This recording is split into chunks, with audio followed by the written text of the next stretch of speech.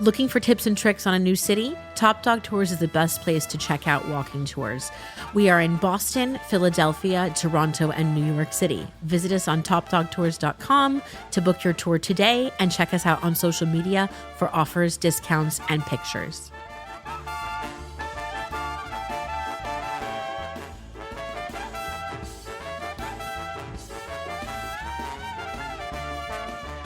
I hear you. Okay, good. All right. So sorry, we had a dog that got locked in. Hi, it's my life. Hi, I'm Nicole Kelly, and this is She Brew in the City. And today I'm interviewing art historian and my fellow classmate, Beatrice Levine. How are you doing today? I'm good. How are you? I'm doing well. I feel like we've been hyping each other up on Instagram like all week about this, and you're my new hype girl, which I love. I love that. I mean, everybody needs a hype girl. I need to be my own hype girl more. You do. I was so nervous to reach out to you because we're in our second class together now, and you're such an eloquent writer, and I was so like intimidated by your posts at school. I was like, I'm nervous.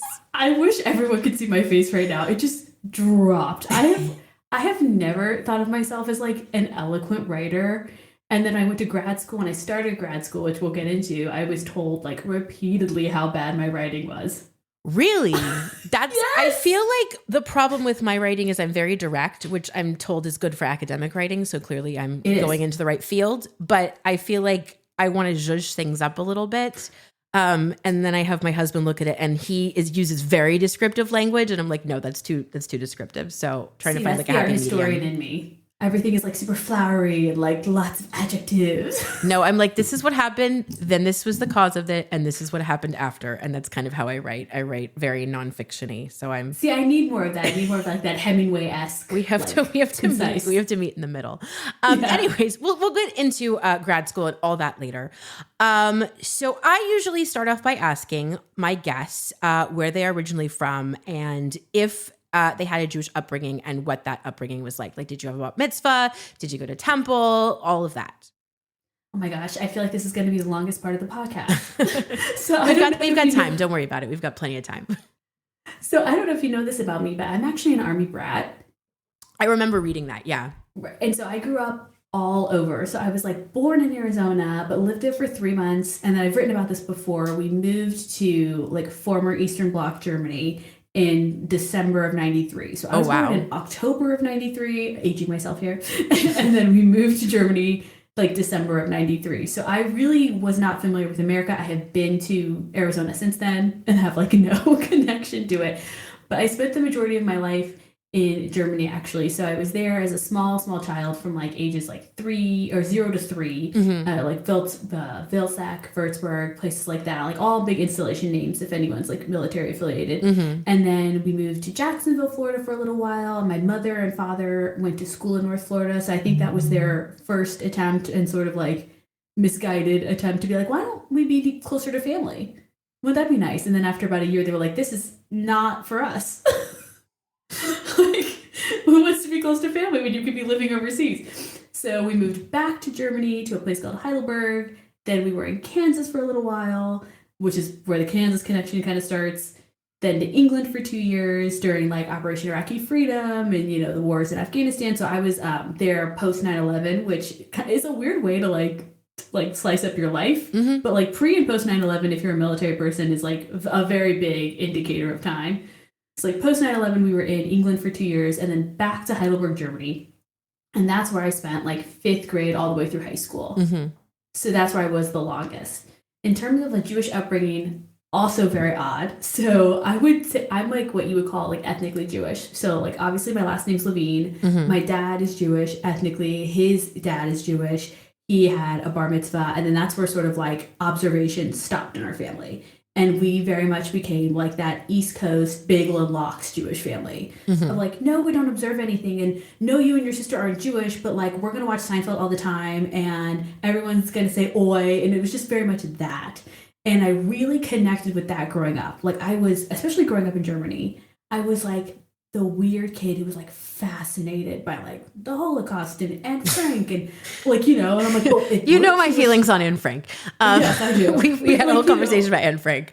Yes, but it was like I was like doing the math of like, oh, she was alive not that long ago, and she was born in Frankfurt, which I go to all the time, right? Like I was really having this like personal connection to her, and so constantly asking things about like our Jewish heritage, and constantly being like I wanted a bat mitzvah and I wanted a sweet 16, and my dad's mom's Puerto Rican, so I wanted a quinceañera, like I wanted all of it, and it was just very much like no, like you're good, you're fine the way you are. And when I got into my late 20s, I was going through a breakup, and I had read that Sarah Hurwitz, who wrote her fantastic book, had started her Jewish journey after the White House, her time at the White House, because she was going through a breakup and just like wanted something to do. And I was like, you know what? It's probably like 28. I was like, maybe I should start looking into like finally like the Jewish heritage I have in my family, and like I've always just been so drawn to it, and like she went through a breakup when she was going through this, I'm going through a breakup, like maybe this will give me time, something to do. And so I reached out to the URJ, and they connected me with a rabbi who was in Topeka, because there have been Jews in Topeka. I was in Kansas at the time since like the 1800s. What is the name of this rabbi? Samuel Stern. Okay, because one of the rabbis at my synagogue, I feel like her father-in-law is one of the few rabbis in Kansas, and I'm going to yeah. So and I think he's a Reform rabbi. So yes, I feel like we talked about this and like on my episode with her. Super cool. He's very young. He's new to the temple, and so if he's young, this is like an older person. So and he's retired. Well, he's definitely going to be out here in Kansas somewhere, because Kansas City has a big Jewish community, which we'll get into later, I'm sure. But they kind of plopped me on his desk and were like, hey, this girl who's at KU is interested, because weirdly, even though KU has a large Jewish community, there's no temple in Lawrence, like there's no services like that. There's a very big Hallel and like a big Chabad, but nothing else. And so he's like, okay, why don't we have you go through like the full conversion process? Like you're clearly Jewish, you clearly have that spark like that Sarah Hurwitz talks about, but you were not bat mitzvahed, you didn't grow up in the temple, like you didn't, do the holidays, like why don't we have you go through the whole conversion process? I think that'll be very meaningful for you. And so I was going through the whole conversion process, finished up. I was a month away from my mikvah ceremony, and 10/7 happened. So then I think he thought I was going to stop. Like, I really think he thought I was going to be like, okay, I can't do it. Like, it's real now. And I said no. I still would like to go through with my mikvah ceremony. And so a month after 10/7, I went to the mikvah and became like a full Jewish woman, like on paper. So I would say like that was my bat mitzvah. So I never had to have one, but that really felt as close to it as you can get. Did the mikvah charge you like $500? I'm so lucky. I have no idea. Because I was because I'm technically like a convert or whatever. The mikvah here for conversions charges like $500. Like no joke. The Upper West Side mikvah, because I saw this on their website, and I spoke to someone who I know who just converted, and they're like, nah, it was hundreds of dollars to go. Did they paid for it? Mm-hmm. They had to pay for it, like out of pocket. Okay. No, not me. Very lucky. Clearly you need to go to a mikvah in Kansas then. Yeah, my rabbi pulled up in his Tesla, and he was like, let's do it. And all my girlfriends were there. His wife was in there with me. It was amazing. So no, I'm sure it cost money, but I have no idea. Amazing. I love that. And I love that you decided to do that in the wake of 10/7, when it's a terrifying time to be a Jewish person everywhere. Well, you know what? I think I told Rabbi Stern this, because I really did think he thought I was like maybe going to be like, okay, like let's pump the brakes on this. I was a Jewish person who grew up in Germany in the 90s after World War II. Like, if that didn't scare me out of it, nothing was going to. Are you fluent in German? No, so I wouldn't say I'm like conversationally fluent. I was much more so like in high school and right out of college. Mm-hmm. But my reading of German is actually very good, thank God. And I always say I'm really good at reading what I call like a goon German. So like, when someone's a gangster and they have goons, because the Nazis had so many like coded words for things. Like the big one's action, right? Mm-hmm. Anytime there was some kind of nefarious operation, it was called an action. Using like, they would use like, this like weird coded language. And also something I really figured out reading primary sources from them is they're not very smart. Sorry, I'm choking on my water. So like you'll get like a PhD who's like a head of a Einsatzgruppen like writing back in formal German about something, and then you'll get like a child's level of German responding to them. That sounds It weirdly was like a lot really easy for me to read their German because it was about the same level of German. That makes me feel better because you have to take that like aptitude test to get your doctorate, and I'm like, well, gotta start learning German, I guess. So this happened to me when I was at the University of Kansas originally doing an art history MA. They had me take a German like language aptitude test, and I warned my advisor, said I'm not going to pass this. And she's like, what do you mean? Like, you grew up in Germany. I've heard you speak German. I've seen you read German. I said, yeah, but if you guys are giving me they gave me an academic article that had been written in the past like 10 years in German for art history. So like the highest level of German you can think of, talking about modern art in an academic journal. I was like, that is not the German I read. Yeah. And they had a very hard time understanding that. Interesting. And then I got the most German response ever. I translated it, like the passage or whatever. They gave it to a German professor to grade. She gave it back to me and she said, you technically understood and translated everything correctly, but you didn't capture the academic tone of the German, so I'm going to fail you. Oh my gosh. Well, better start learning that German in anticipation of reading some interesting reports. I'm on Duolingo every day with it still. I gotta learn German. Anyways, so going back to that, what branch of the military were your parents in? So my dad was in the Army. He was a Marine right out of high school. So he did 4 years in the Marine Corps, got out, did ROTC at the University of Florida for the Army, full ride scholarship, like really amazing. That's where I met my mom, because I always say my dad is, a Puerto Rican Jew from the Bronx. And then he met a lovely Southern belle, in North Florida, who was from North Florida there. And then he was in the Army for over 25 years, I think.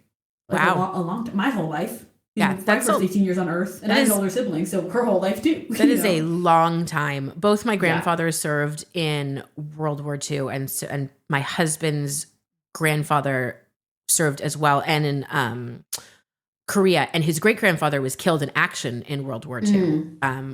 He was shot down in a plane. I don't know the specifics, but by the Japanese. Well, my mom, it's so interesting that my mom ended up marrying my dad because her parents had her at 40, which you'll love this as a mother. I'll never forget when I did the math as a kid, and I was like, wait a minute, so your sister's 11 years older than you, and your brother's 15 years older than you, and your other brother's 20 years older than you. And I looked at her when I was 11 years old and went, so you were a mistake.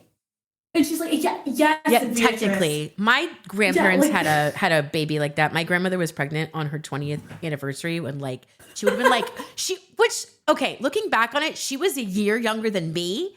And they acted like this was this miracle thing. Like, 38-year-old having her, this is the big deal.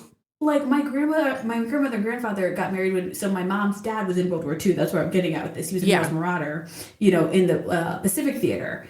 And earned a Purple Heart. He was injured and actually ended up dying in the 90s when I was 1 year old because he had issues with his heart and they cut him open. And whatever, some fungus from Burma had gotten inside of him during that time and just grew on his heart for years and years and years. So even though he had a Purple Heart, a Bronze Heart, that still ended up killing him. Isn't that crazy? Decades later. But same thing with my grandma. It's he got back from war. She's there. She's barely 18 years old. They start having kids immediately. Mm-hmm. So when she's having my mom at 40, everyone's like, oh my God. Yeah, it was a very, very different time. Yeah, my grandmother was 17 when they got married because he was about to ship out. And she graduated high school and then they immediately got married. Because that's insane. What you did. I'm pretty sure my grandma was working at the Piggly Wiggly, writing letters in the war. The whole thing is nuts. I mean, I love me some World War II history aside from the Holocaust stuff. I feel like Absolutely. I have very visceral reactions to World War I films. Very visceral reactions. I feel like in another life I was in a trench somewhere because I can't. I don't know. It's very strange. Have you been to the World War I Museum in Kansas City here? I have never been to Kansas City. You will die. That museum is huge. People, it's kind of like the Holocaust Museum in DC, where people I wish I had 4 days to go through it. I'm a big World War I fan. Which when I have another life and can get a second master's, maybe we'll do that. So I want to jump into talking about art and how you got started with that as an Army brat living all over the place and you being an artist and how you became interested specifically in art history as opposed to studying art itself. Oh, wait, could you repeat that real quick? Sorry, my headphones went out. No. So I want to get started talking about your history with art and art history, and you as an artist, and why you decided to study art history as opposed to like making art. I love this question because I am technically actually not an artist, which people think art historians and artists are like one and the same all the time because so many are. But there is like, I would say the larger portion of art historians are actually not artists. We're just people who are obsessed with artists because we can't do it. Those who can't do teach whole thing. Yes. I mean, like, that's kind of the big tension between like art historians and art critics and like artists is like, well, they can't do it. Like, you know, they're the ones who are like deciding who falls where and who's important to study, whatever. Like, most of them aren't artists. And I would say that's like true. So essentially what happened was I was in high school. I was going to Heidelberg American High School on the base in Germany, in Heidelberg, Germany. And I had to get an arts credit to graduate. And I did not want to take like pottery or drawing. I just knew it would be I just knew it would be a nightmare for me. And and I was just like, there's no way I'm going to spend a semester drawing, right? I'm so sorry. She's a German Shepherd. Oh, give her a minute. She protects us home. It's fine. We have little dogs, and we had a dachshund who passed away a year and a half ago, and I loved that dog, and my daughter used to start. She started introducing herself to people and immediately talking about our dead dog, like at the park. I do that too. But she's almost forced. It's a little weird. But the house is much quieter now that he is not around, though I see another dachshund eventually in our future. So, okay. Good. So we don't want to do drawing. I totally get that. No, like I don't want to do like drawing. I don't want to do pottery. Like it was going to be like I knew that. Let me just put it this way. Was such a future academic that I was like, I would rather take AP art history than do like drawing. That's like, fair. I was like, it was like so backwards to everyone around me. So I took AP art history and I took it weirdly, like the stars aligned. I had a lot of friends in that class as well.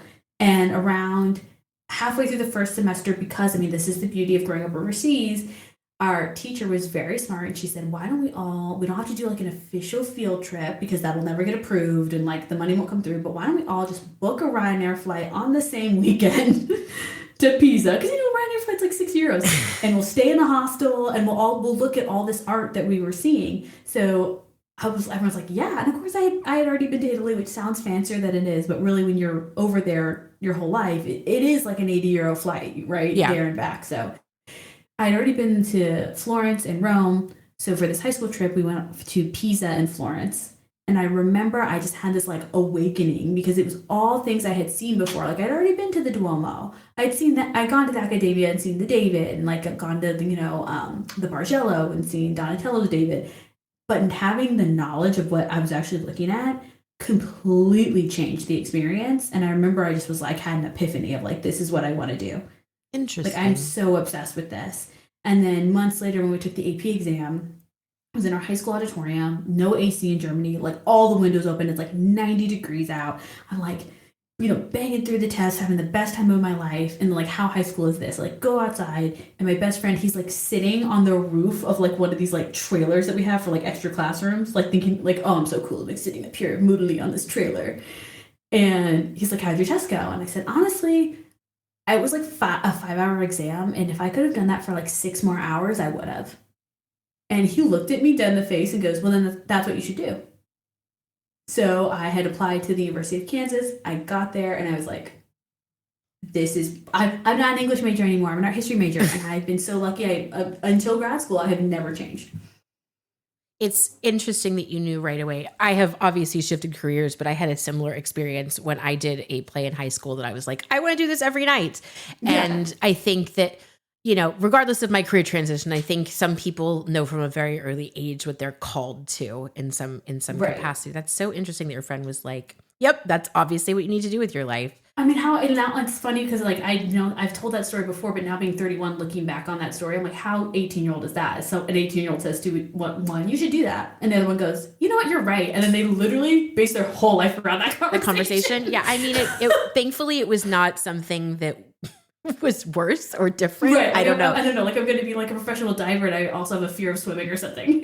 Yeah, it worked out. And I love that he was sitting on a trailer because that's just what they did in the 2000s. And they would just add these trailers to schools because they were. Even on military bases in Germany, our extra classrooms were trailers like by the field. Yeah, I definitely had trailer classes. So you studied art history in college. And what did you do with an art history degree? Like, what kind of jobs did you have after you graduated with your initial degree, your bachelor's? So that's an interesting question because that's like the number one thing. Like people would say to me all the time, "Oh, so you're going to teach?" And they would say it like it's a bad thing. First of all, there's nothing wrong with teaching art history. Like if you get an art history degree and you want to teach it at the high school level, the college level, whatever, that's totally valid. Don't let people stop you from being like, "You're just going to teach." There's nothing wrong with teaching. But there are a lot of things you can do. The issue is whether those things are available or not to you. So these like institutions are kind of like legacy institutions, and once people get into them, they never leave. So I got really, really lucky that when I first started applying, I started like halfway through my senior year, and I was applying to everything. Like I applied to do co-check at the Museum of Contemporary Art in Chicago because I was in Chicago at the time at Loyola, right? Like I was willing to, all I was looking for was a part-time job at like a museum, a gallery, a foundation, like anything arts associated. I just wanted to get my foot in the door. So I applied to do like the gift shop at the MCA. By the way, spoiler alert, didn't get that job. At the gift shop.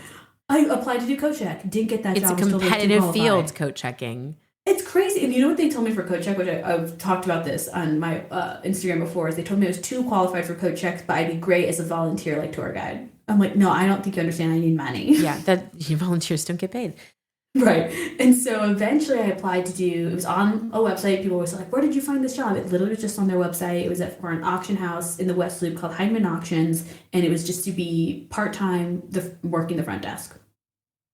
And I applied, interviewed, had a great interview. Didn't know I didn't get it. Just got a phone call one day saying like, hey, we'd love to hire you. And I'm like, awesome. Found out after I started, they had hired somebody else. And within a couple of days, it was like really apparent that like this job was a lot of answering phone calls and a lot of dealing with people who were angry in front of you. And like, she just needed some support. They're like, she's definitely not got like the right background for this. Whereas like I was working in a gym at the time. Like I had worked all kinds of like crazy jobs, like part-time jobs. I had been yelled at my whole life, like in college working. So I had no problem jumping in there with her. So I ended up getting hired after the fact. So I always tell people like, it's not necessarily, just when you think it's over, it's not necessarily over. Like I didn't actually even get hired for this job, but I got hired eventually. So I was on there answering like 200 phone calls a day and working my gym job, part-time. I had just graduated, and within a month of working at the auction house, part-time answering phones, they said, we'd like to hire you full-time, which was great. So I did that for about a year, maybe a year and a half. And then I moved on to a different department within the auction house. Again, not necessarily art related. I was in a department called luxury goods. So that handled like couture and jewelry. And that was amazing. That's art. I am Yeah, thank you. I don't wear a lot of jewelry because I play with things. Like I break necklaces and I hate bracelets, but I have a huge affinity for jewelry. Like if you showed me a tiara that belonged to the Queen of England, I could tell you what it's called. It's like a weird party trick I have. I'm like, oh, that's the Girls of Great Britain and Ireland tiara, obviously. Like, why wouldn't you? Which is my favorite, by the way. You can Google the Girls of Great Britain and Ireland tiara, and that's my favorite. And it was her grandmother's originally, and it was a gift from like a girls' association. Yeah. But I would have loved that. I would have wanted to steal everything. That's amazing. Oh, yeah.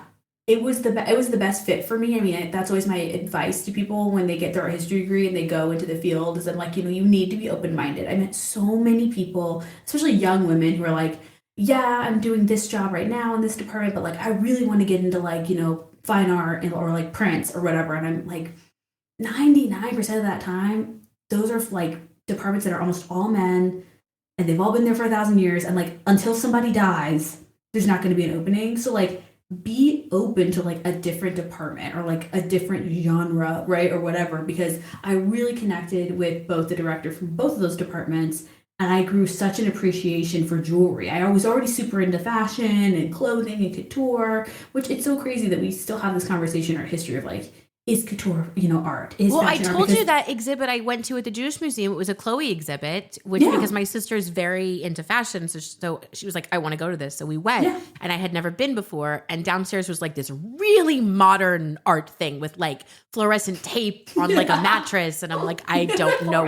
It literally, I will send you a video. Like it was like fluorescent tape on a mattress or something, and I'm like, what is this? But upstairs was this gorgeous Chloe exhibit with all of the like her talked about her like Jewish background and like how they innovated fashion, and it was beautiful. But yeah, clothing is fashion. Yeah, I mean, clothing is art. Like there's the Met Costume Institute, and what does everyone know the Met for? I mean, like everyone in America, it's the Met Gala, right? Which is their big fundraiser. So like this conversation still happening today in like their history world is like, it just blows my mind. It's art you wear. What is that line from Devil Wears Prada? Like it's some like art you live your life in or something. I don't remember. He says like, it's but he says like something like it's better than art because you get to live your life in it. Yes, something like that. I love that movie. Yes, it's. I love Stanley Tucci. I love that movie. Yes, I just watched. Side note: have you seen that movie Conspiracy? That HBO movie about the Wannsee Conference? Only 1,000 times. If I had never seen it until last month, and I was like, that's what I needed. Colin Firth complaining about Jews. That's what I was like. Well, I liked that movie. I always say, like, when people are like, when people are trying to, like, be really, have you ever gotten this where people try to be, like, really tough and they're like, give me, like, your best Holocaust movies. Like, what should I watch, right? That one, I would say, if you cannot handle, like, the gore and all of it, because, like, obviously you think The Grey Zone or, like, Son of Saul, which are, like, super graphic and super hard to watch. I'm like, Conspiracy on HBO is my number 3 because it is almost word for word what you see in like the notes, the redacted quote unquote notes, and it reads like a play. Like it's fascinating. Yes, it does read like a play. My husband was like, "Is the play?" I have an issue with The Grey Zone because I don't like Primo Levi, and I don't like. I will full on. I feel like I'm gonna get like blacklisted because I know everyone's like, "Oh, I don't like Primo Levi because." This is getting like really in. We can have this conversation because you know this. He was not at Birkenau, and a lot of the stuff he talks about with the Soldier Commando, he did not witness personally, and is from the testimony of that Hungarian doctor who also I found in undergrad. I found holes in his testimony, and I'm like, this is not possible timing wise. So a lot of like Primo Levi got his stuff from that Hungarian doctor whose name I cannot pronounce, and then like stole that. So I don't like Primo Levi. And for those of you that don't know who that is, he was an Italian Holocaust survivor who wrote a lot of books. And I feel like, I don't know. I was having this conversation with my husband today about like testimony. It's so difficult. And like I wonder if like this conversation has been had about testimony or like a kind of like we were talking about like the Primo Levis, like the Anne Franks of this world, like the people that kind of become like the poster child. Like Primo Levi would be like the first person to tell you like the reason he survived the war is because he had a job indoors working inside. Yeah, he was at Buna. And things like that. Right. And like, but that is not the conversation around him. And that's never how he's presented to people. No. It's like, I feel like I'm going to be the woman who's like talking trash about all these people, but like Simon Wiesenthal, they've proven that he was not in the camps he says he was in. Now, I don't know if this is just him not remembering or whatever. And like, no one's going to argue with a Holocaust survivor, but like testimony in general, it's very problematic if it's not backed up with fact. So it's something that I've become like really interested in, and like the concept of memory and like trauma and all of that. But I feel like we're jumping ahead because I feel like the two of us are going to have like a 7-hour conversation about the Holocaust. So you're working in the auction house, and this leads you to certain artifacts coming through that you have said led to your interest in Holocaust research.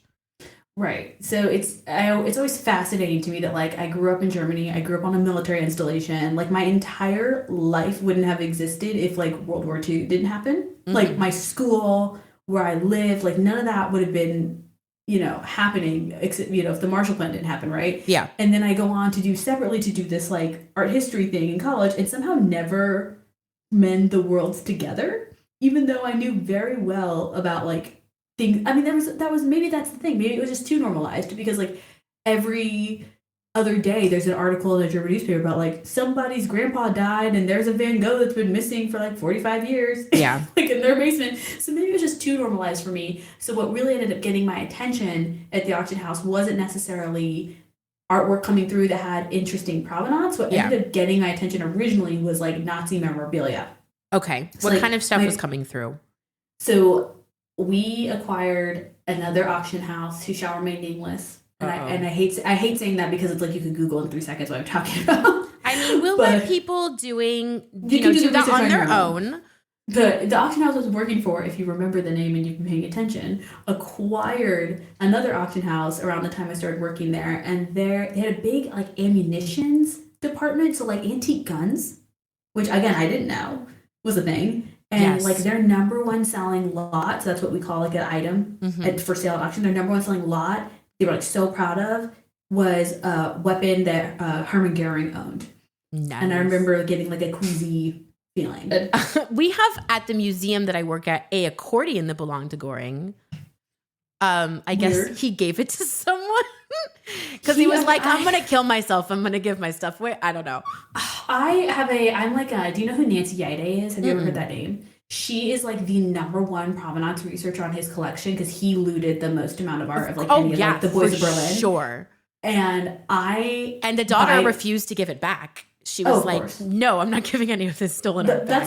That's a whole other like subject. Is like the children of these men. It's so fascinating.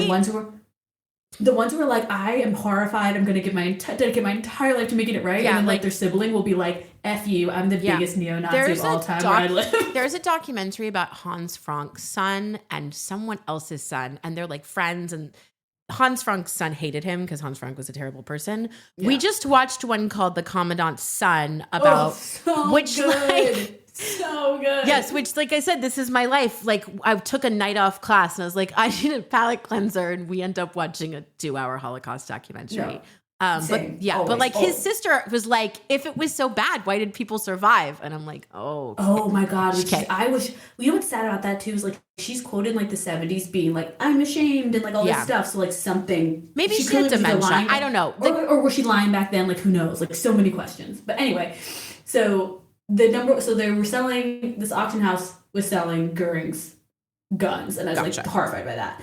And then they have another sale. Again, now it's like under our name. And like the middle part of the sale is all like silverware from Berchtesgaden with like the eagle and like, you know, the swastika on it. And I just remember getting this like really uneasy feeling in my tummy. And maybe like 5 or 6 years before my last year in Germany, I had been on a Straßenbahn where there was like a Nazi salute, like show of power. And my like almost 15 years living in Germany, that had never happened. Like neo-Nazi got on the train, Heil Hitler, and it was like it was happening. You can get in big trouble for that in Germany too. Like you can get arrested. Like the doors shut. I'll never forget. Like the door shut.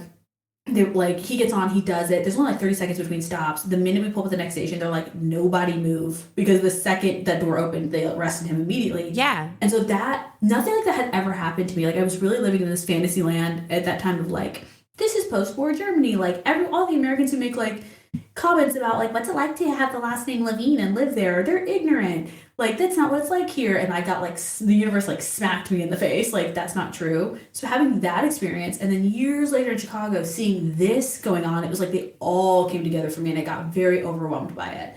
So I was seeing a lot of things like that, like just like memorabilia type stuff.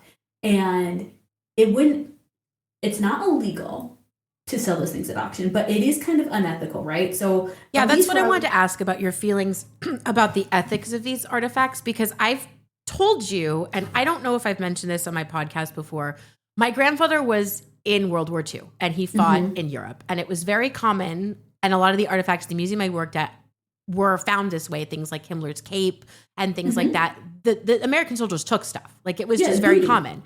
Yeah. So my mom has a bunch of Nazi stuff at her house, like a medal and ring and all this stuff. And I don't know what to do with it. And my husband and I discuss this like monthly, because it'd be weird to display it, because that's weird.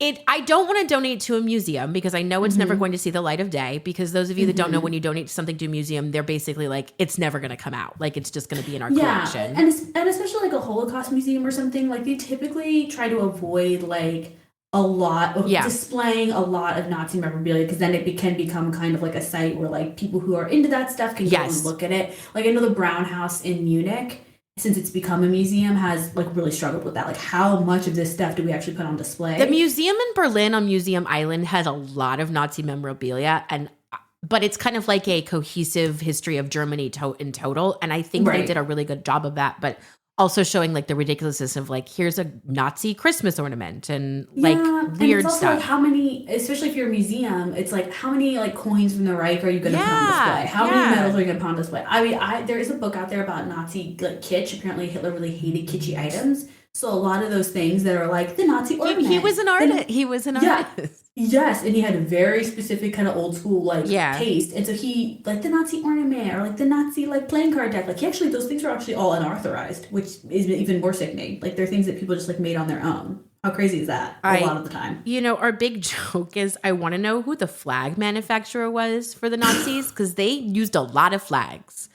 And I'm assuming some of them were not like authorized. Yeah. Like somebody was making a lot of money off of Nazi flags. Yes. I want to know who that was. I know there's a class you can take on like corporate collaboration that I want to take because I'm super interested in that. I like though that you're so like present when it comes to like these objects you have and like how to I don't know what to do with them. And like I don't know. Like it sits in a drawer. Like, right. Because, like, my advice most of the time is, like, oh, donate to a museum because then they can use it for research, right? But if you don't want to do that, there are smaller organizations. Like, I know we have, like, the Midwest Center for Holocaust Education out here in Kansas City. It's run by Shelley Klein. Like, donating to a smaller organization, you would be better able to keep tabs on, like, what their plans are for the objects and how they're going to use them, if that makes sense. Because you're right. Once you submit them to a museum and they accept them, it just goes down this black hole and you'll never hear about them again. Yeah, that's but there something... are smaller... Yeah, I took a class on AIDS memorialization, and we went to a lecture with an organization called Visual AIDS about which they basically in the 80s when a bunch of artists were dying in the village, they were just throwing their artwork out. So people who knew they were sick started donating their works. And one of the guys who used to work for Visual AIDS and now works at with a collection at NYU was like, the problem is when you give your work away, it's no longer your work. And it's the same thing with memorabilia. It no longer belongs to you. And what it does is out of your control. And I don't know. It's just such a weird, like, gray area. And like my suggestion for you would be to donate it to like a smaller Holocaust organization, just because you are one, able to even have that conversation with somebody there. Yeah. And two, you'll have easier access to them in terms of like wanting to know what's going on with the material you donated, how are they using it, things like that. Like, a smaller organization like the Midwest Center for Holocaust Education is going to be much more open to that kind of donation and that kind of like trade, almost like an open adoption. I can go and visit. Whereas like if you donated to like the USHMM, like in DC, it would just like go into their archive. And the problem is a lot of those exhibitions are there for years, and then it takes years to design a new and they have like the museum in New York is a third of the size of USHMM. And they're like, we have tens of thousands of artifacts just sitting in boxes, and we don't even have people, the ability to process a lot of this. The number one thing I would say to not do, which I've seen a lot and actually spent a lot of my money like working with this, is do not donate it to like an antique mall. So a lot of times people will just want it out of their house so badly and just like, I don't know what this is. Get it away from me. You can go into like any antique mall in America and like in the coin section, there's literally a Third Reich coin section because so many people clearly have coins from like their, like you said, like their grandfather or whoever, and they just want it out of their house because obviously they have huge swastikas stamped on them. Yeah. I have spent so much of my money buying coins or jewelry. So like one time I found like a pendant with like somebody's like Nazi, I don't know, son or boyfriend or whoever, his photo inside and had a big old swastika on it. Like clearly people just want this out of their house. Yeah. They go to places like auction houses that have a backbone or whoever, and those people say they don't help them, they just turn them away, which is also not how they should handle that at all. And so they feel like they're backed in a corner, so they just donate it to like an antique mall because an antique mall will take it. Do not do that, because that could also then it could fall into the hands of like the neighbor from American Beauty. If you know what I'm talking about. That's the concern, because I know there's 2 copies of Mein Kampf that belong to Himmler at the museum. And they were sent by 2 different anonymous donors, and they were very specific about the uses for it. Like that they couldn't use it to make money and that they had to display. And it's like it's notated by Himmler's father. He was like taking notes, like, oh, this is very interesting. Like they like note you have to come to New York to see this specific artifact. I was like, I gotta see that. Yeah, because it's the two copies, and his father had like notated it, and they had written notes back and forth to each other, but they were anonymous donations, and the person who donated it was like, you can't use this to make money, and you can't sell it. Yeah. Because there is a big underground world. Like, I don't know if this ever happens to you when you're doing your research. I'll be like, bopping along, and then all of a sudden I'm like, oh my God, I'm on a neo-Nazi website. My God, I was trying to look for because there's a copy of The Poison Mushroom at the museum, and I was like, oh, I want to read it. And then it was, this guy had dedicated the book to the memory of Julius Streicher. And he had not only, you can Google that if you don't know who that is, friends. He was a real anti-Semite. You got to be really anti-Semitic to be executed for publishing books and newspapers. But somebody had not only done that, but they had created like fan fiction for each page. Like, if this is the first thing that comes up when you Google it, I'm not even kidding. It's clearly like this guy is like a neo-Nazi and had like taken these pictures and then created like a story for each picture. And it was like multiple paragraphs. So yes, there's a huge neo-Nazi presence on the internet. And so like, especially with like memorabilia and stuff, there's huge neo-Nazi websites that kind of disguise themselves as like historical memorabilia websites that are clearly run by neo-Nazis for neo-Nazis, and your item could easily end up on one of those pages. So like, for example, I got you'll love this, Nicole, like of my own free will, I fell down the rabbit hole of like the artist Caspar David Friedrich and the Nazis. Because all you hear about Friedrich in art history is like, oh yeah, like Nazis. And like, the man was not a Nazi. He wasn't even alive to see that. He did not hold nationalist ideas. Like, he held nationalist ideas about Germany that were nationalist at the time he was alive, did not align with like what nationalism meant during the rise of like, the Nazi party. But people just conflate those two things together. Like, he was a nationalist. Like, he would have loved, what was going on. I think it's like the Wagner thing. Like, not all, what did I say? I say, not all Wagner lovers are Nazis, but all Nazis were Wagner lovers. Yes. And so like Caspar David Friedrich like wasn't even alive for any of this stuff, but his art, all you hear about all the time in art history is about how his art got appropriated by the Nazis. And I, by myself one day, had nothing to do with class, nada, like fell down this like rabbit hole of like, okay, but where is this Caspar David Friedrich Nazi propaganda that is always talked about in art history, but like I've never actually seen any of it? Like, a little bit, like it's very like the visual connections to like his work and like with the Nazi visual propaganda, it's very like vague. Like, yeah, it could be a Caspar David Friedrich, or it could be like a painting of Jesus. Like, like they all have like same visual language. And so I fell down this rabbit hole, and then I found it was like a photocopy of like a Caspar David Friedrich painting of a ship inside this like book. And these books were made for like Nazi like low level like SS men or whatever when they joined, and it was like made by like the postal service in Germany. It was very weird.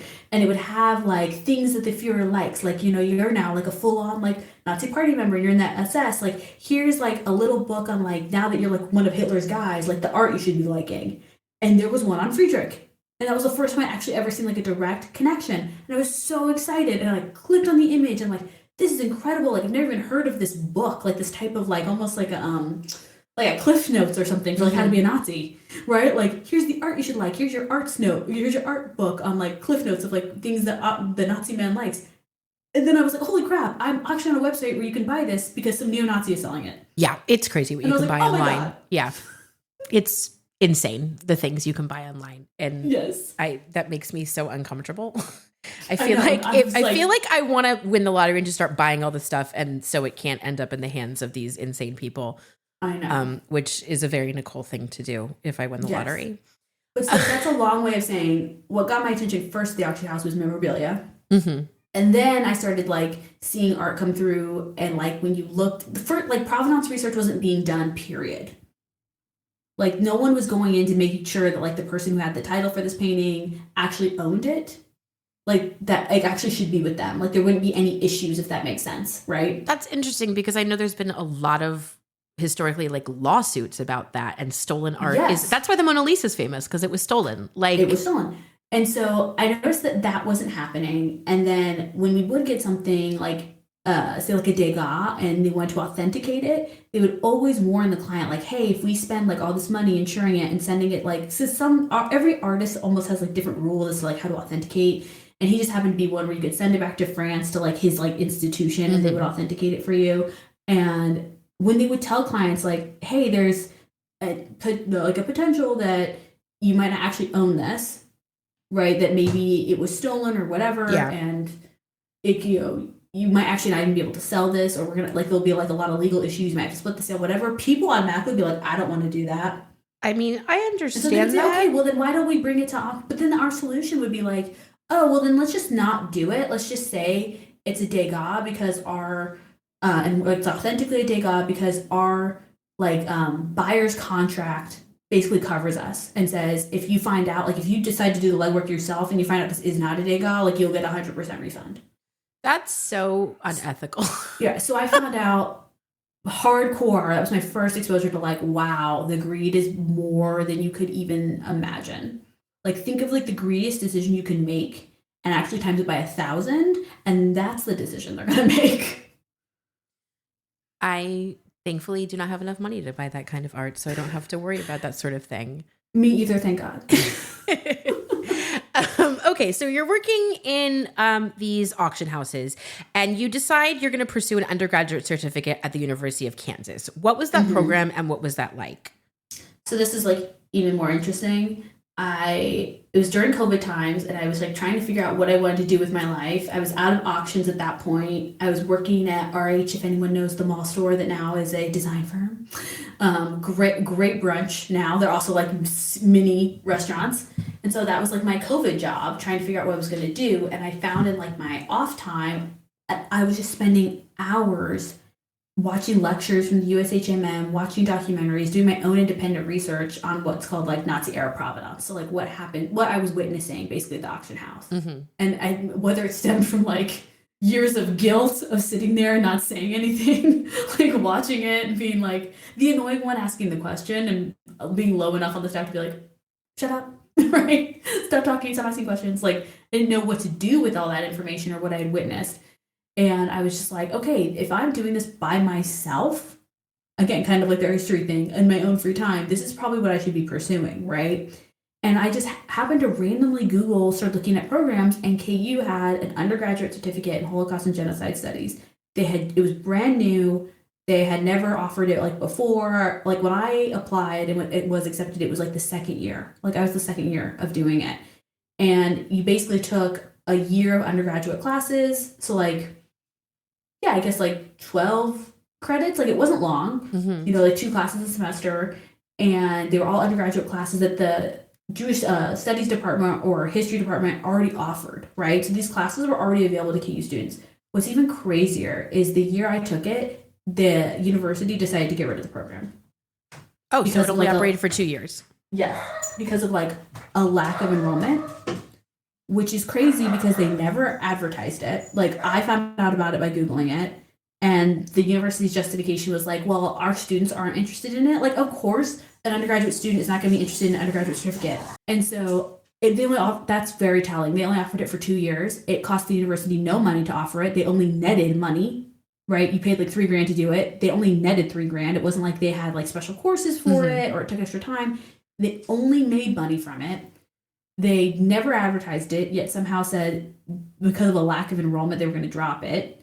And this was all, by the way, pre-10/7. I feel like, though, I have heard that Jewish studies departments are wrought with anti-Semitism and apologists about things. So it's possible that there was more going on than just lack of enrollment. Well, I never got the vibe from KU Jewish Studies that was what was happening with them. That's good. But my experience with KU much later in graduate school, I could see now maybe like the Goliath they were up against when it came to anti-Semitism. It's a problem. That's all I'm going to say with that. So like when they were told this was going to be cut, the idea of even putting up a fight was probably not the best move for them. And then you got your master's from KU, yes? No. Okay. Yeah. So I'm moving ahead. Yes. Because I looked on your LinkedIn and I was like, there's a lot of schools. So walk me through this journey. I know I've done the same thing. I've got like 3 on there now. So. And you cut it down. I know.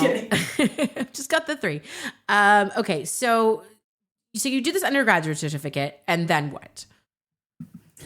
And I was a manager at the Spencer Museum of Art, which was like the on-campus fine art museum. And it was awesome. Love Sarah Lynn Reese Hardy. Love that museum. And I decided I wanted to pursue my master's degree in art history. And I wanted my research focus to be Nazi era provenance research. And my goal, which was my goal then, is still my goal, and is still my goal, was to become like an art historian with an expertise in this sort of like niche area, because I felt like it should be part of our foundational art historical training. Like, you should not be going into the world as an art historian with a bachelor's degree in art history, not knowing anything about provenance or provenance research or the issues, because it's not just the Holocaust, right? Like, that would be my specific like area of expertise, but there are tons of wars and tons of different like conflicts across time and history that items have been stolen. You know, very famously, the Elgin marbles is like the one exposure to provenance you get in your art history degrees. You write a paper like first semester talking about arguing either side of the Elgin marbles debate, which is, you know, should the Elgin marbles remain at the British Museum or should they go back home to Athens? And I mean, literally, it's to the point where it's like, pick a side. You don't even have to believe in what side you're arguing, just write the paper. Mm-hmm. And that is like the only provenance anything you get exposed to, like all 4 years you're doing the degree.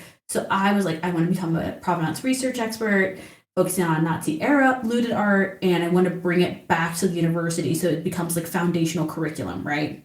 Even if they just learn about Nazi era provenance research, at least they're learning about provenance research in general, in some capacity. And so I started at the University of Kansas getting my master's of art history. I did my coursework, and then I started doing my graduate level seminars. It was a teaching assistant at the same time for them. And I just noticed a lot of resistance. You know, I felt like I was the tax man in the department. Like, I remember the first day when someone asked me, you know, another TA asked me like what my research focus was, and I told them. They said, oh, we're still doing that. So, like, there was an attitude in the field that, like, my research was, like, or my interest was irrelevant. And then whenever I would try to incorporate it into term papers, because, again, I realized very quickly there wasn't actually a lot of coursework or seminar work to support it, right? Like, there wasn't anything even, like, World War II, you know, anything. And if I wanted to take an elective, I was allowed to take a certain number of electives. If I wanted to take like graduate level elective, even through like military sciences or history at KU, I was like actively discouraged to no, keep it within the department. If I wanted to incorporate my research interest in, say, like a term paper, I was told like, no, you need to spread your wings. Like, don't be so focused on this one thing. And I realized that was not happening to anybody else. And I thought, oh, this is really odd. Like, I remember I did a presentation my first semester, and I was in an Impressionism course with a professor who I had taken an Impressionism course before, because I did 2 years at KU as an undergrad. And I picked a Renoir, and the little girl in the painting who was in this Renoir portrait, almost all of her family died in Auschwitz. And they had a very interesting history of, like, most of them were converted Catholics. So they were Jewish and they converted to Catholicism like 30 years prior, and they still were arrested, still went to the transit camp, and still died. And I brought that up in the presentation. I also brought up like the Dreyfus affair, because I noticed our professor wasn't bringing it up. And I thought that was really odd, because the Dreyfus affair was basically the reason the Impressionists broke up. Like, the Dreyfus affair was like, yeah, it was like the Yoko Ono of the Impressionists, because the Impressionists were like a group of like kind of like punk artists. It's just so weird to say because they're so popular now, but they were kind of like outsiders, and they were doing this weird thing. And basically, people who were anti-Semitic and not anti-Semitic, there was a huge rift between the two, and that kind of like broke everybody up. And so I just thought it was so odd. This class, when I like had originally gone to the professor to say I want to write about illustrations, anti-Semitic illustrations of Alfred Dreyfus during his trial in France. And she was like, no, absolutely not. Like, you're not doing that paper. So then she suggested this Renoir painting. So I do the Renoir, and I find this very interesting Holocaust history that's not being covered in the class, nor is the Dreyfus Affair. And I remember after we kind of had our debrief after that presentation, she said, like, I just don't want you to think like that has to like all rest on your shoulders. And, you know, you're responsible for doing like this Holocaust education. And I was like, I just felt like it was really important because this class was taken by me and like 2 other grad students, but the rest of the class was undergraduates. And I just felt like it was really important for them to know this. Mm-hmm. I was going to speak to a room of like 70 undergraduates. I can't ignore that history. And so that sort of continued on and on and on. And so that's when I decided maybe I should start looking somewhere else to pursue my research. Mm-hmm. And is that what led you to grads, or what happened next? So when I was there, it's like interesting because I was there and they weren't really interested in my research and they were kind of like pushing me to do something else. But I ended up getting into this program that was just 1 week at the University of Denver. Yeah, I saw that. With their, they have something called ACE, so it's like their Center for Art Collection Ethics, and they have an incredible, amazing art historian there and provenance researcher named Elizabeth Campbell. Mm-hmm. So like if you're like new to this area of art history or you're interested, read everything Elizabeth Campbell has ever written. And on top of that, it's always just nice to know when you're like in academia in these spaces, she's also the nicest person alive. It's also nice to read the research knowing that too. But she, of her own chutzpah, for lack of a better term, started this summer program because if you wanted to do any kind of like provenance training in the United States, it was like near impossible. You'd have to go to Italy or like, you know, France. Like there were all these like broad programs that were really expensive and like it's not really accessible to us here. So she started her own 1 week program. She selected 20 applicants from all over the country. I could not believe I got into this, like at all. Like I felt like a total ding dong when I showed up there. And it was all different MAs, PhDs, and actually the first year, not to throw this out there, but it was all women. All the applicants in all the country, it was all women were selected, so it was incredible. And we basically did a week of like I'd say we did a college semester in a week. We did a week of like hardcore provenance research with different provenance researchers. One from the Nelson Atkins in Kansas City, who's amazing, named Mackenzie Mallon.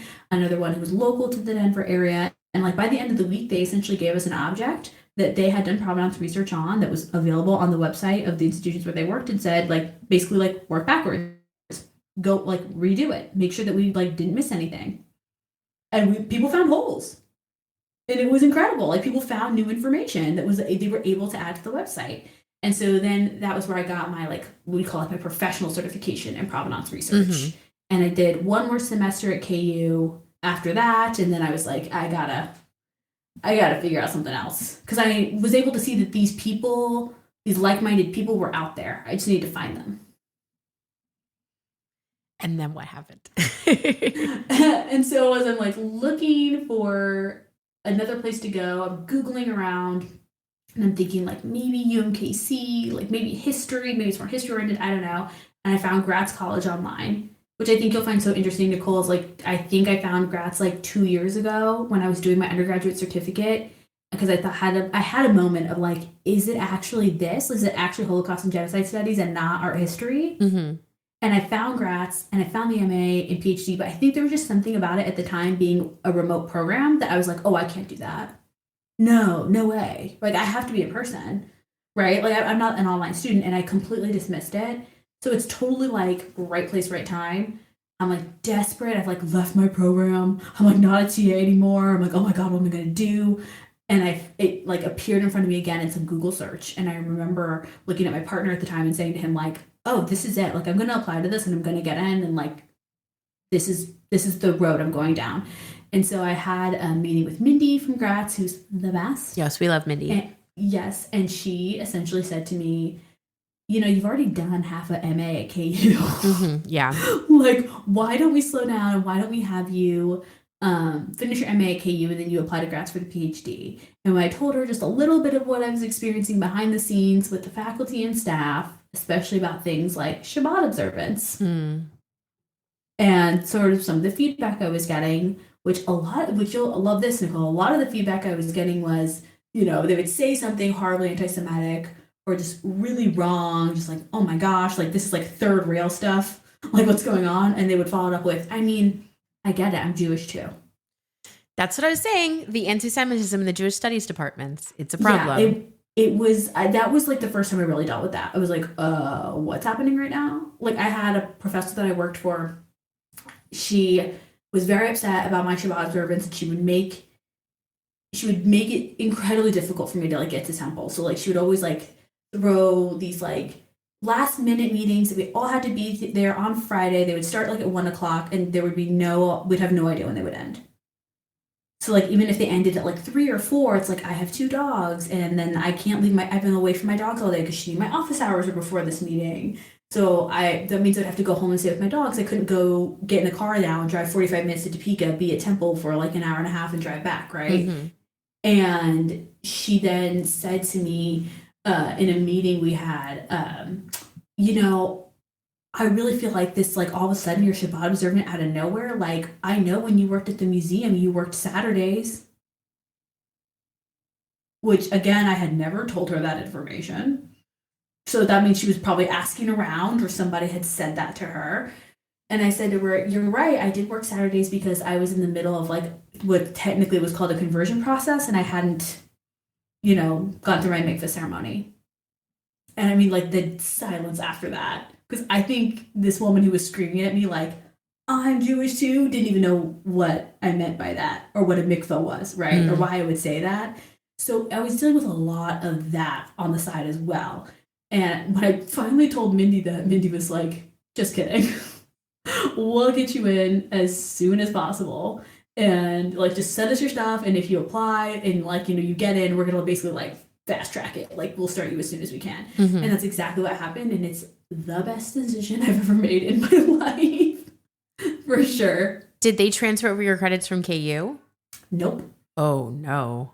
So I started fresh. But here's the thing. I mean, I said this earlier today. One thing I learned in my 20s is if something really isn't a fit for you, like it's okay to quit. Yeah, especially like in a toxic atmosphere like that. And like just let it go because the credits aren't worth it. They're not. Because guess what? I've made up the amount of credits I did at KU. I've made up in the year I've done at Rats. I mean, it goes so quick. It's kind of insane. I feel like and there's so much reading. I feel like last week I read like 300 pages and I'm like, oh yeah, it's the book of the week club. Yeah, I have to take like a break. Like I'll stop and do like a little, what's on my face? I'll do like office work. And then I'll be like, oh, this video. And my brain goes like a million places. But I feel like if I sit and I just read it, it's a lot. And when you're reading 300 pages about like children in concentration camps, it can be a lot. But it goes so quick, these 8-week, I don't know what you call them, like mini mesters. Like accelerated. It's an accelerated program. Yeah. And that was one of my biggest things was so many people were like, oh my God, you're going to lose all those credits. I'm like, you guys, I will have made those up by what I accomplished in 3 semesters at KU, I will have made up in what would be like 2 traditional semesters at Gratz. Like it's crazy. Yeah, it goes really quick. And I feel like I've learned a lot. And I went into it being like, all like, I know a lot already. And every day I'm like, oh, this is insane. It's just, there's so much information. What have been your favorite classes so far? Oh my gosh. I have definitely gone down like the anti-Semitism studies track. And so I've been really enjoying the anti-Semitism studies classes I've taken with Eyal Feinberg, who's my advisor.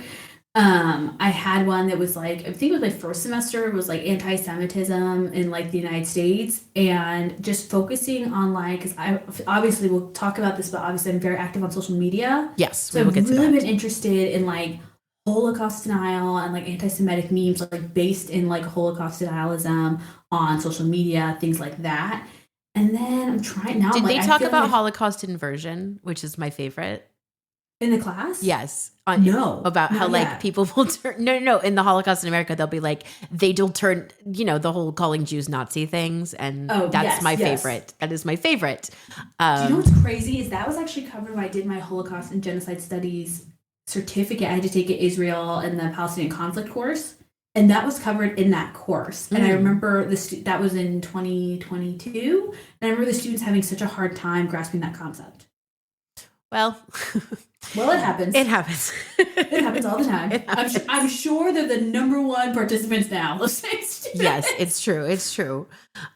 So you've been liking your anti-Semitism studies classes? That's good. I feel like I've been doubling down on like we're obviously taking Children of the Nazi Era now, and I'm taking modern Eastern European Jewish history and teaching the Holocaust over the summer. So oh my God, how cool. I'm gonna take a palate cleanser and learn about pre-Holocaust Jew hatred and pogroms. We'll just which will be interesting for me because that's where my family comes from. And I was looking at some of the required text today, and it's like the Shalom Aleichem stories about Tevye, and I'm like, I would love to read this instead of reading about Treblinka. So it'll be a nice palate cleanser, which is weird to say. Oh, and I will say, like, in terms of like Holocaust classes, I just did last semester Holocaust in the Catholic Church. And as somebody who like lived in Italy for like 6 months studying abroad and like thought they were going to be an Italian like specialist when I was an undergrad, fascinating course. It's like everyone knows about like the rat lines and like the Catholic Church, but like getting into like the morality and the ethics around like, what did they say enough? Did they do enough? What more could they have done? Could they have done more? Like that whole debate is like. I was just reading about that, but it was more about the liberation aspect and the children who had been baptized and the Pope being if you haven't gotten there, it's what's her name? I don't know. I don't remember the author's name. There's so many authors. But talking about how children who had been baptized by their Catholic rescuers, like all these Jewish organizations were like, hey, and it was a whole thing. But I think it's fascinating how the Catholic Church dealt with all that. So I'm sure I'll take that class at some point. Yeah. So what does this look like for you when you're done with your degree? What are you hoping to do with this new information you've gotten with your MA PhD program? I mean, I would love to art history is like my original core love. Like I'd love to take all of this knowledge I have now and bring it back to that field because we clearly have so many issues when it comes to like Nazi era provenance research, seeing it as valid, like seeing like these Jewish concerns as like something that is valid and still worthy of research.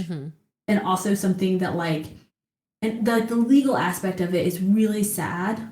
Like there really are no international laws, or like non-binding international agreements and things like that. And so like bringing this knowledge to like undergraduate level art historians so that they're better prepared when they get into the field, when they have to handle, if they have to handle these objects. Because like I said, it wasn't happening at all in the auction house where I worked. I think the registrar at the museum where I worked had been to like a provenance training once, like in the past like 10, 15 years. Like trying to bring it back to like my original love, the arts and making it a priority. So what does that look like? Is that teaching? Is that consulting? Is that heading an auction house or a museum? In my ideal world, it's teaching, which I know people hearing this might be like, oh my God, you had that experience with academia. Why would you want to go back? But I always say, like my dad one time said to me, oh my gosh, Beatrice, I'm so sorry you had that experience. And I said, I'm not, as awful as it was, it makes me a better teacher. Yeah. So teaching is like the ultimate goal. I would love to teach like at the university undergraduate level, whether it's a course or several courses, but like that's what I want to do. I feel like teaching was not the original goal when I decided to go back and finish my BFA, but I had some really great teachers, especially online, who did a really good job of talking about their personal experiences and connecting with people. So maybe teaching, I don't know. I have no idea what I'm going to end up doing.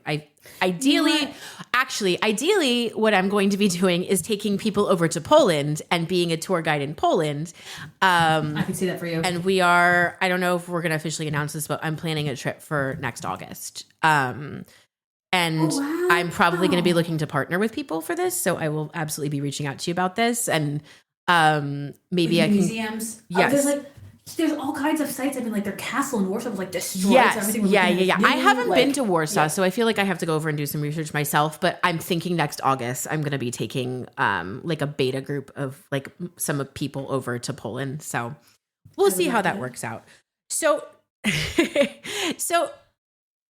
now let's pivot to social media, every millennial's favorite subject. You are very popular on TikTok and Instagram. You are, because I was like, oh, I like this person in class. Let me look her up, and then I was like, oh, you have 35,000 Instagram followers. Like, That's just another reason why I was really nervous to ask you to be on the show, because I was like, oh, she's fancy No. too. Nope. So how did that? You are fancy. I have like 780 followers. I have like, it's like people I know personally. So what made you decide to start a social media account that was less personal and more about our history and things like that? I love this question because I have Culture Quota, which is my art history based account, and then I do have a personal account and it is called Not Culture Quota.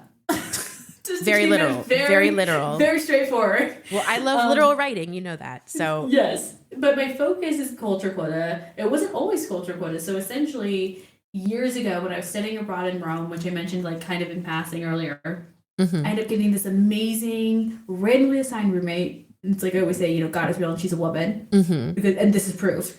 We become best friends. Like I ended up being the maid of honor at her wedding. Like she's my business partner.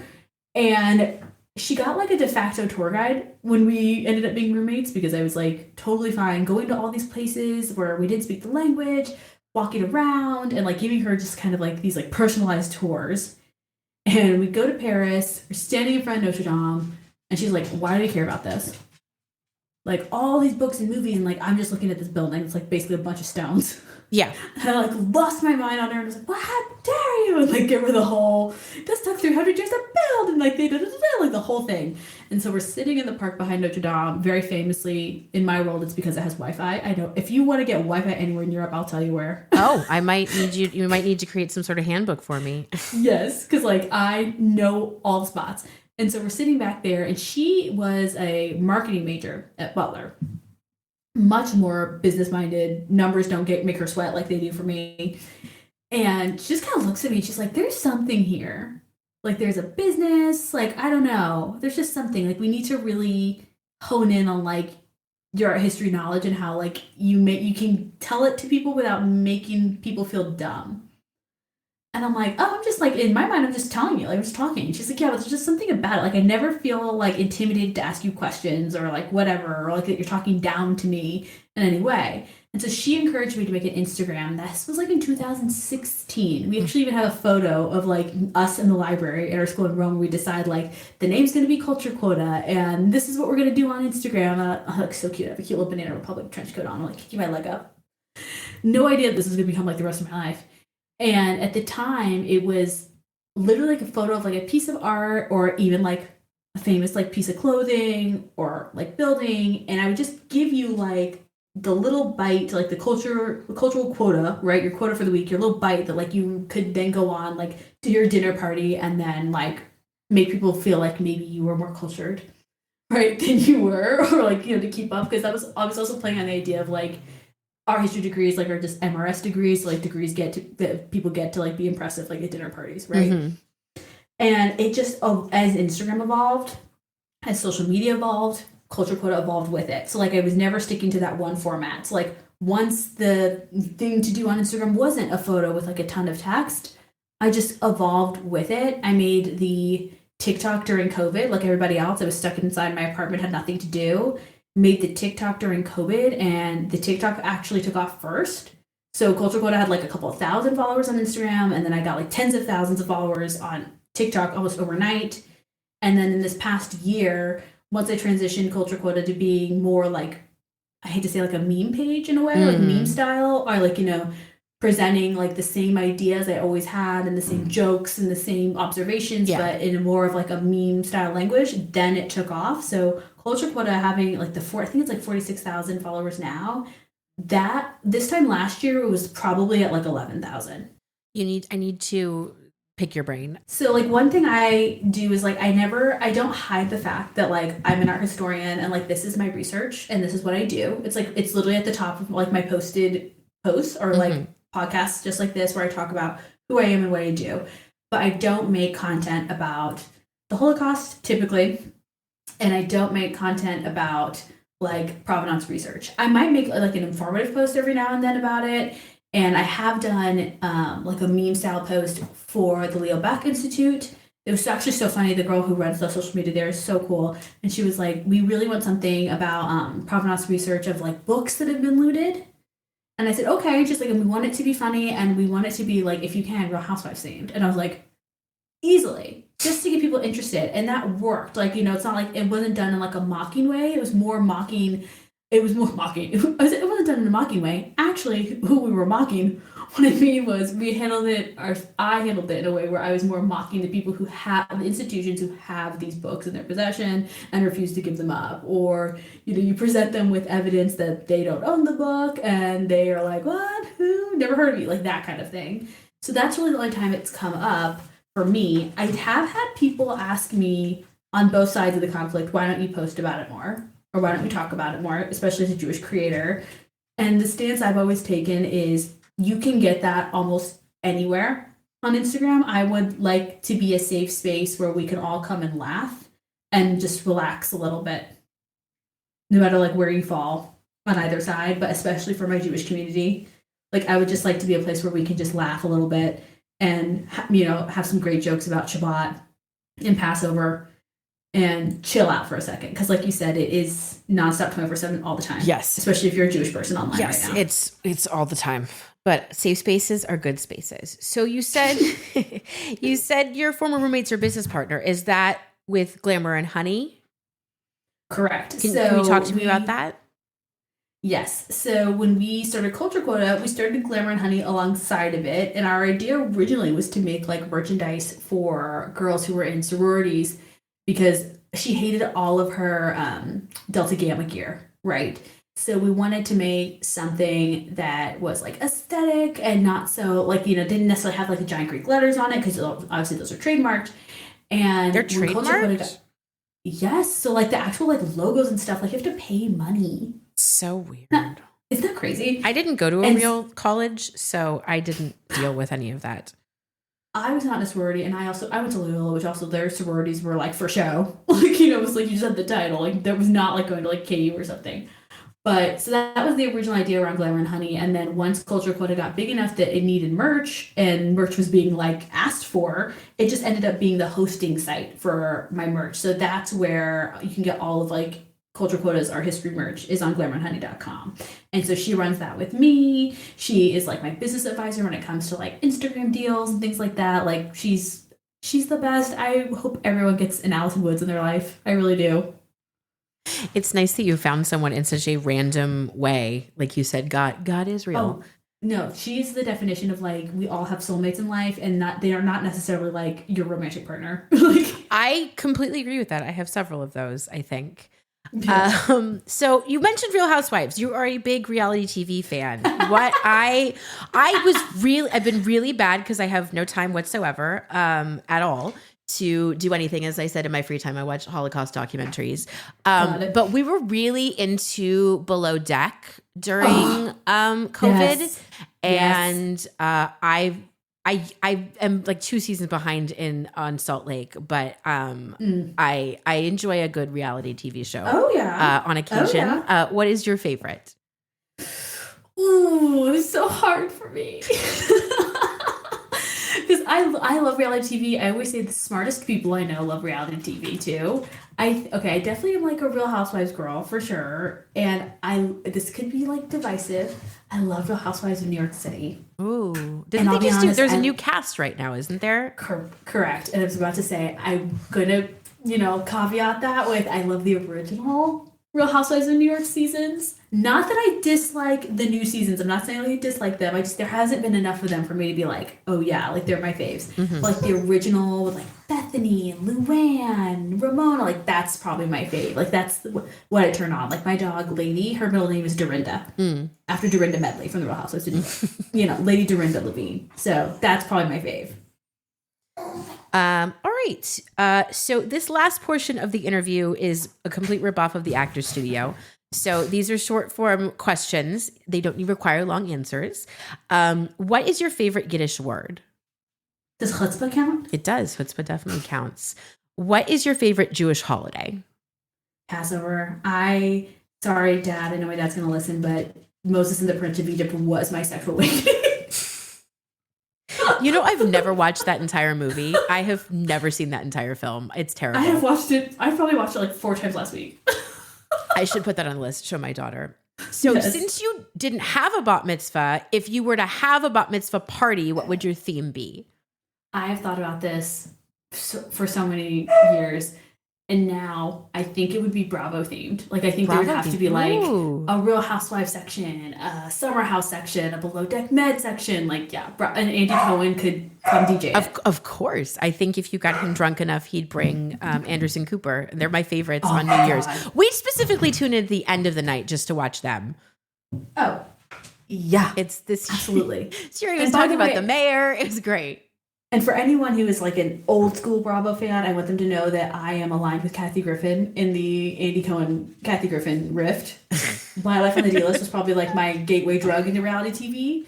But I do love Andy. I don't want to pick sides. I feel like a child of divorce. We used to watch the Kathy Griffin show we because I still lived in LA at that point and I had more free time.